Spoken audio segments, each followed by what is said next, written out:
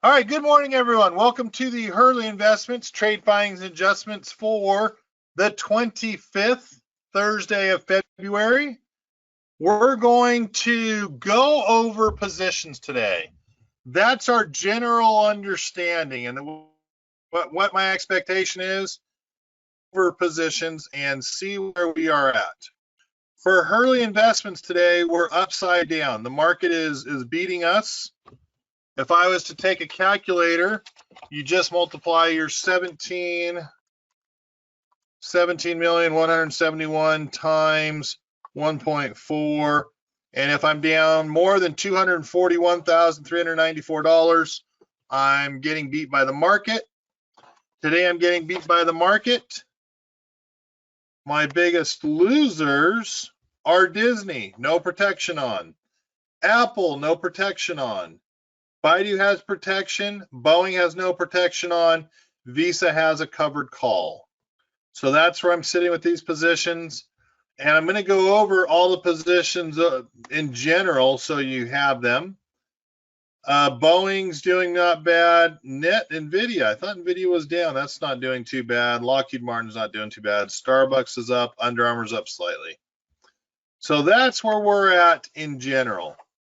If we were looking at individual portfolios, I'm looking at an Apple leap call. I'm looking at a Boeing leap call. And the neat thing is my Apple leap call just hit half the value. Today would be a day I would be looking to dollar cost average my Apple leap call. Baidu vertical, so I've got my way out in time. 350, 450 Baidu vertical. Spent $27 to make 100, right? 350 to 450.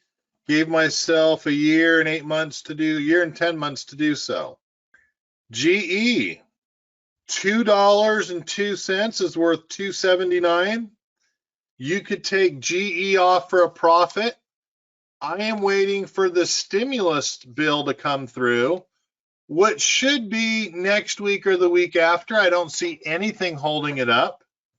That's when I'm looking to take off GE. GE, I want to book really for about a 50% profit. I would like to get GE out of there at a $3 opportunity, a $3 profit. General Motors, we're sitting on time. It is a leap bull call in the money for the 45s. 65s are the shorts.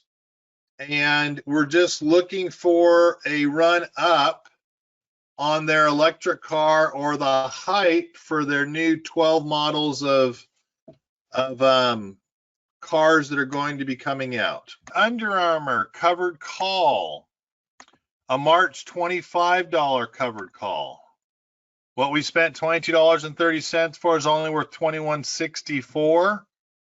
Again, this one's kind of interesting. It's really just going to be, we're just going to take some credit. 75 cents was roughly a 3% credit for our March monthlies. If we got called away at 25, it would be, over a 15% gain, almost a 20% gain. And worst comes to worst, we will protect Under Armour with long puts going into earnings, which isn't till May. So we're in a good position here as well. Visa calls, Visa leap calls. Really, we are almost at a point to book a 60% return. Cost base was $15.45. Really, if it gets up to $30, that's where I'd be looking to pull the trigger. Get a 100% return. Although it is a March 22, 100% return, I rarely balk at that. So if it gets up to 30, I'm going to put a trailing stop on the position so that I can close it. Someone asked me recently, what's a trailing stop?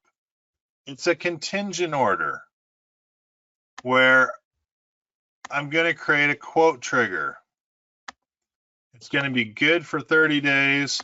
You could do a trailing stop limit where the trailing amount, if it gets down below $1 from where it's at, you could go with it.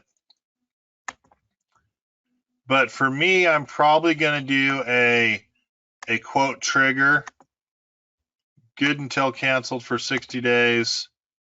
And my quote trigger, I'm going to create a trigger and say, hey, if Visa gets up to greater than or equal to, 230, then I'm going to send the order in to close down my position. Preview send. Kevin, how do you know that's where you're going to do it at? Why did you choose 230? Well, when you go to the calls, right, I'm basically trying to make another $6. It's at 215 right now. 215.39. So how did I come up with this? What am I talking about? What am I doing? It somewhat comes intuitive to me, but if you take a look, it's a March 22, 220 call. So all I'm doing is I'm going out to my March 220. I'm looking at the delta, which is 0.53. If Visa goes up another $15, we'll capture roughly half of that, $7.25. If you add that $7.25 to a current position that is worth 24, you're looking at $31.50. I would for sure be exiting my position at a profit of over 100% if my cost basis is $15.45. $15.45 is $30.90. If we add another $7.50 to the 24, that's $31.50. Covers commission. It's easily 100% return, and I'll be out of my position. This is how I think, or I work on looking at my positions and what I would be doing with them. I'm not in Disney. If I was looking at a position to be in today, Disney would be where I'd want to be. And I would be looking at entering this trade now in the lunch hour where things are down. I'm going to base that off of three things. Looking at Disney on a chart, all we're doing is coming off of overbought. Could I wait and be patient? I could, but it's sitting right on a pivot point, 192.50. It's had a bounce there twice before. I don't have to put all of my contracts in, but technically I like it. If we look at Disney on FinViz, where they do some pre-charting for you, right? We're on the high end of the range. Could I wait for it to come down to a moving average? I could. I mean, if I wanted to, I could come down to probably the 50-day here at 183, but I don't see it going down that far. That would be as low as it could go, though, $10 from where it's at right now. More importantly, if you have looked at our stock market, I'm just going to do the SPX. We have had money coming in for the last 5 days. Look at the chart on the S&P 500. Here is today, up a little bit, down, kind of sucks. But yesterday, down, a nice rise up. So there's one day that I'm basing down, up, down again, finished higher. That's 2 days out of the last 2 days, right? Up, down, up, finished pretty flat. So 2 out of 3. That doesn't really help us, right? 2 out of 4, 3 out of 5. When I say 3 out of 5, I'm just looking at the 18th down, seems to finish higher into the close. Should we go through a couple more? 4 out of 6, down, back up. So 4 out of 6. This was up and went down. 4 out of 7, or 5 out of 8. I'm liking it. 6 out of 9, down, back up. 7 out of 10. 70% probability that our markets are going to come back.